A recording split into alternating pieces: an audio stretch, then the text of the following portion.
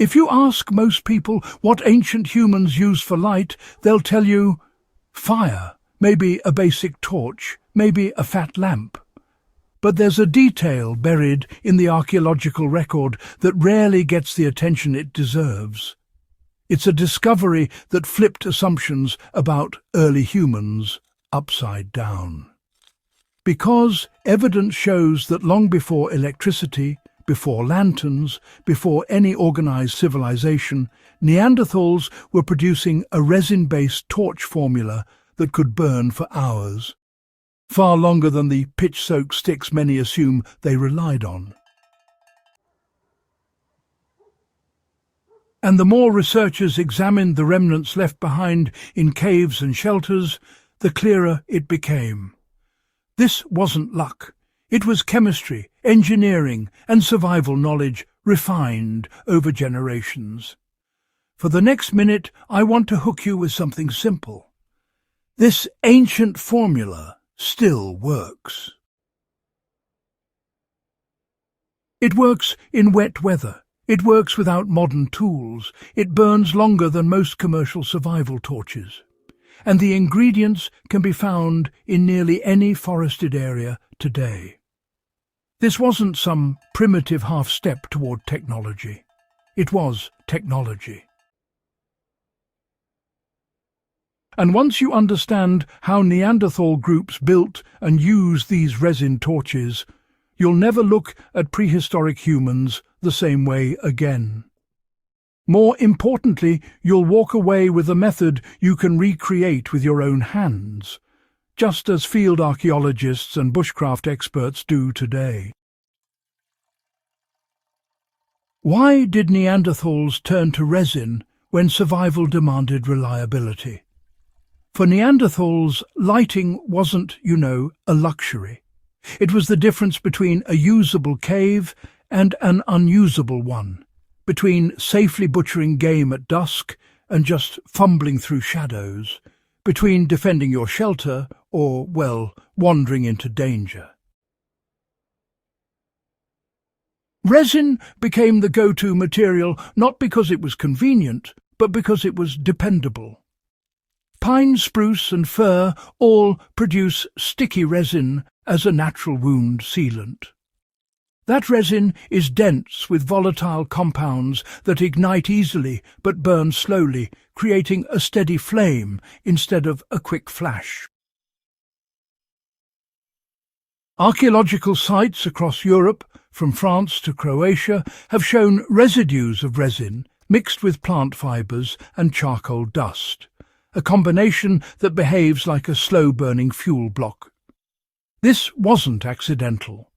You don't get a slow, controlled burn by randomly smearing sap on a stick. You get it by learning that pure resin burns too quickly, that adding fibrous binders thickens it, and that a little charcoal stabilizes the flame. That is a recipe, not a coincidence. And it points to Neanderthals understanding something many modern campers overlook. Resin is both fuel and glue, and when shaped around a wooden core, it becomes a long-lasting, wind-resistant torch. How the torch was made using basic materials and simple steps. While we can't interview the people who made them, experimental archaeology has recreated the process closely enough that we can describe it with confidence. The base of the torch was almost always a hardwood stick, chosen because it chars without collapsing and provides a strong handle. Resin was collected from damaged conifers or heated from bark to draw it out. That resin was melted over embers until it became thick and syrup-like. Into that liquid shredded plant fibres, often grasses or inner bark, were stirred to form a resinous paste.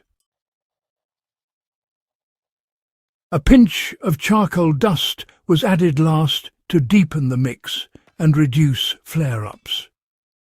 Once that paste reached a workable consistency, it was smeared around the top of the stick in layers, building a bulb-shaped head. As it cooled, it hardened into a tough, tar-like mass. When lit, this bulb didn't behave like a typical torch. Instead of quickly burning away, it steadily released resin at the surface, feeding the flame for a long duration. Experiments show burn times between 1 and 3 hours, depending on size, weather, and resin quality. If someone today wanted to recreate this Neanderthal method, the steps are surprisingly accessible. The first is identifying a conifer with visible resin deposits. Trees with broken branches or insect damage often leak resin that hardens on the bark. Collecting it is as simple as scraping the hardened pieces into a container. To melt it, an outdoor fire is enough, and, adding a handful of shredded dry grass creates the same binding effect Neanderthals relied on. Stirring in a pinch of fire coal powder stabilizes the mixture and slows the burn. Once spread onto a sturdy stick and allowed to harden, the result is a torch that performs well in wet conditions, because resin burns hotter than wet wood can extinguish. Campers who've replicated the method often carry a small tin of hardened resin paste, which can be warmed and applied whenever a torch is needed. In emergency scenarios, the resin mass can even serve as an extender for damp tinder, helping start a fire that would otherwise fail. Why this ancient torch still matters for bushcraft and historical understanding. The survival community often focuses on gear innovation, but the deeper lesson is that practical knowledge outlasts technology. The resin torch wasn't replaced because it failed.